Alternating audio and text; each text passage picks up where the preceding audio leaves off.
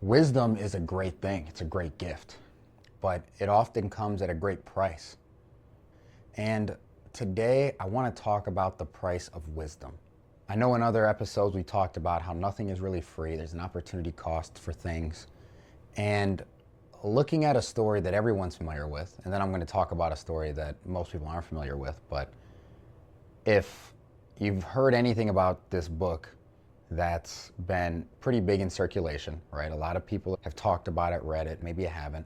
It's called the Bible. There's this character in there, this person named Solomon, and he is known as the wisest man to ever have lived, will have lived, and to have ever existed, right? That is his gift.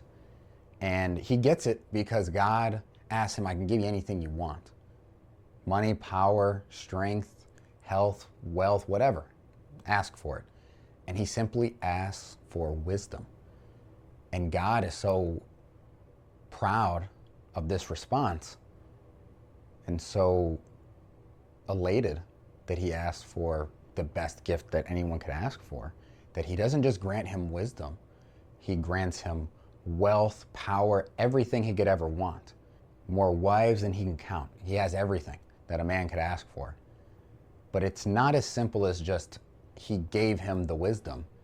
Solomon was given constant trials in order to get wisdom. One of the best stories, most intense stories that shows the wisdom is there were two women arguing over whose baby was whose, right? Because one had a dead baby, one had an alive baby, and they were swearing, they're like, no, the one who's alive is mine. This is my child. And I'm paraphrasing, obviously, but she's, no, this is my child. The other one's, no, this is my child. And Solomon's, okay, DNA tests don't exist right now. So you know what? Chop the baby in half and give them both half a baby and call it a day. And one of them is, yeah, go ahead, do it. Give me my half of my baby.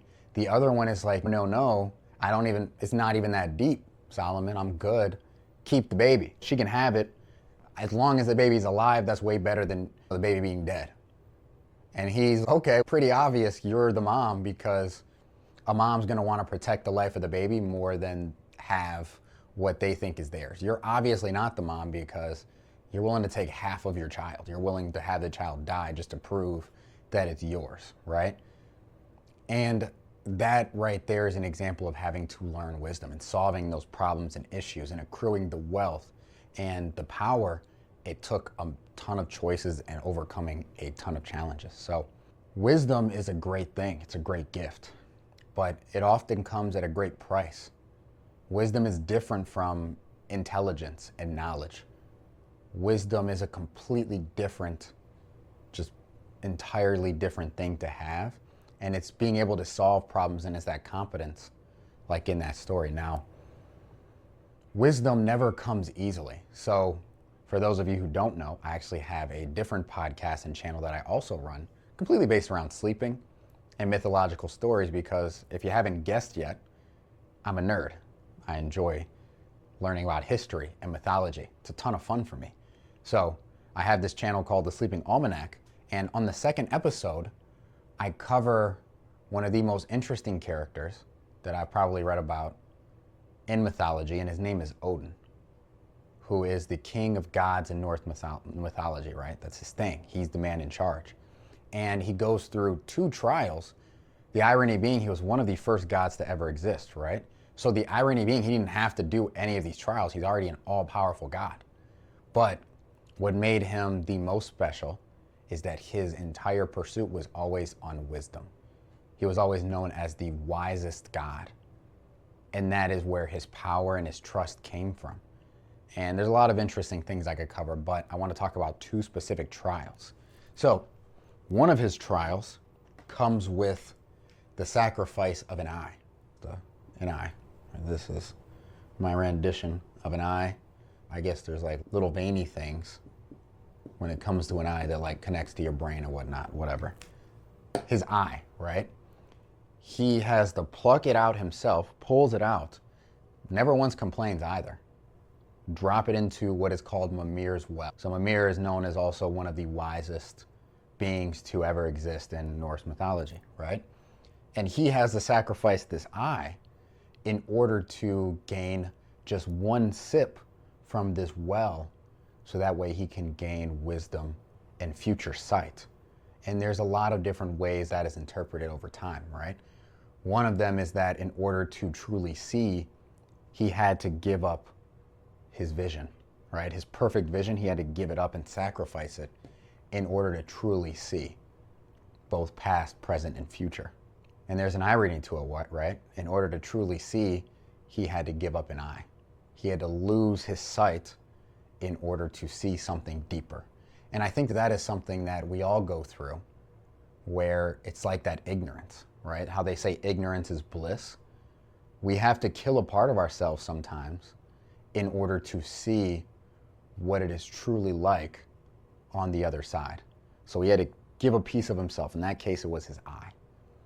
And sometimes we have to give up a piece of ourselves in order to get the wisdom that we think we want. Now, what I don't know about all of you, but I complain a lot of the times when I have to make the sacrifice. Maybe it's to myself, maybe I complain to no one else. But what's very interesting on how this story is told is it's never even questioned.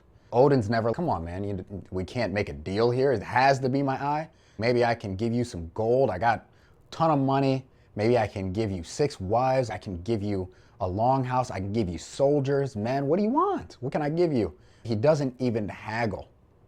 Mimir says, this is the cost. It's an eye. And he just reaches in, pulls the eye out, drops it in, and says, where's my sip? Again, just a sip too. It's not like he can keep coming back and drinking. He gets one singular sip for an entire eye. That's it. Whole piece of his body doesn't grow back, right? It's not like he gave a kidney. No, his eye. So, saying all that to say, what is very interesting, and the same thing with Solomon, right? These larger than life characters, they don't complain about having to make the sacrifice for the wisdom. It's not like an ask. He's not, hey guy, I know I said wisdom. I didn't know I was gonna have to deal with all this. So, man, I know I said I wanted it, but I didn't know it was gonna be an eye. He just gives the eye, moves on. Ends up finding out the past, present, and future, and never complains about it. He just does what he can to deal with the outcome of the wisdom because his ignorance is gone. From that experience, he ends up learning how the world ends. And he does what he tries different things, maybe to get around it, to overcome it, right? To learn how he can stop it. But it's never something where he goes around complaining, he's, hey guys, I know the world's gonna end, things suck, I'm so freaking sad. No, he just moves on with life, accepts the wisdom that he got. Now, it doesn't stop here actually. And I'm just gonna draw this because it's a little dark, right? And this is a noose. Can even draw we're gonna draw a little tree. The tree's gonna be green, right? So we have our little tree, the tree of the 9 worlds, right? Branches are much bigger. Each branch holds a world. I don't even think that's 9. Roots stretch super far, right? Badass tree. Really cool tree. Tree of Yggdrasil. And he hangs from it for 9 days. No one even asked him to. No one even said, hey, you should go do this. You should go hang from this tree for 9 days. He does it in pursuit of wisdom, and it's called one of his trials, right? And that's what they call it in Norse mythology. He put himself through a trial, which if you look through a ton of history, all the most legendary characters put themselves through a trial of some kind. This is his. 9 days hanging from the tree, and he's a god, so he can't die. He just hangs from it, puts himself through this intense, painful trial. And again, he never complains about the trial. All he says after it's done is, I hung for those 9 days and I was never offered food, drink. He was never offered assistance. Oh, that's what he says. That's just what the writing says, right? I am paraphrasing a pretty old poem. But he hangs from it for 9 days. Never complains. But he comes out of it much wiser than he was before. And he can do amazing things. And he learns how to use magic and read runes. And they say that on his trials is how he learned how to manipulate the world around him in a way that no one else had ever done before or could do after. And this is where they say the language came from, is through the trials and wisdom of Odin and what he was willing to sacrifice. So I say all of this, right? And I use these colorful illustrations and very well-drawn eye as a reminder that we're often going to have to go through trials. And wisdom is a great gift, even though sometimes you may look at it as a curse. But if you truly look at everything you've learned, gained, as they say, every time you have to start over, right? You had to start over missing an eye. That's a crazy way to have to restart life. It's tough. You're starting over from a place of wisdom. Even though he had to give up that eye, he was forever changed from what he had sacrificed and what he had learned. So it made every trial from there on, he didn't need the eye because he knew how to overcome every trial. I challenge all of us, including myself, to accept the burden of wisdom and knowledge and to embrace it and become stronger because of it. Again, I look forward to talking to you all in the next episode, and I'll see you later.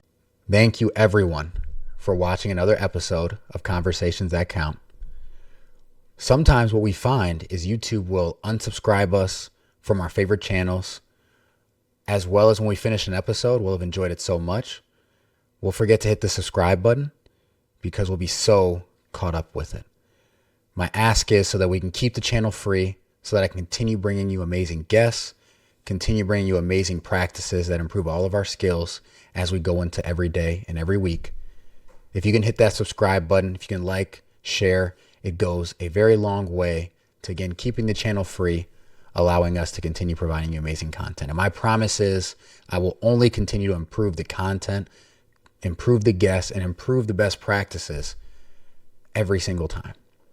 I will make sure every week and every month that it only gets better for you. So again, thank you all for tuning in. Thank you for watching. And I look forward to seeing you in the next episode.